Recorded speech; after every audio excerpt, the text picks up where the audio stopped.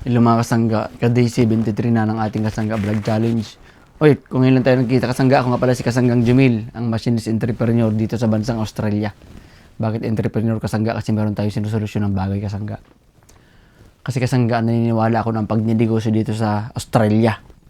Ang sagot para makalis tayo sa ating sitwasyon, sa ating kahirapan ng ating sitwasyon.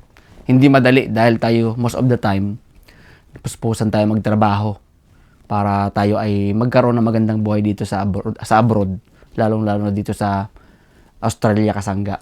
Hindi madali ang ating sitwasyon at alam ng karamihan niya.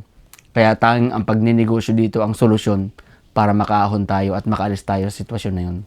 Kung naniwala ka itong kasangga, mag-join ka sa ating group, sa ating KAUPE. Hanapin mo lang sa ating Blue Apps at nandun tayo, doon natin pagtutulong-tulungan at pagsasama-samahan ang ating mga gagawin in the future, no? At follow ka na rin dito sa ating Jumil Ignacio Official dahil marami tayong take notes kasangga, 365 vlogs to at ika-73 na natin ngayon, no? Dami pa natin mga i-content in the future, no? Follow ka na kasangga. Ilang kasangga, tara, panggabi tayo ngayon. Prepare na ako ngayon dahil kagising ko lang kanina. First day na naman ngayon sa panggabi at medyo struggle na naman tayo. Laging struggle pag unang araw, eh. Pasok na tayo sa trabaho maya-maya. Mag-prepare muna ako. Sige, sangga. Mag-death spray na, baby po. In the name of the Father, and of the Son, and of the Holy Spirit. Amen.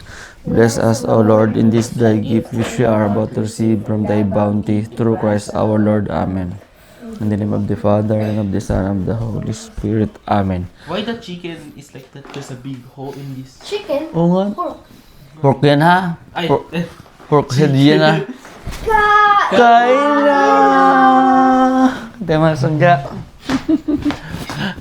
Kain tayo mga kasangga.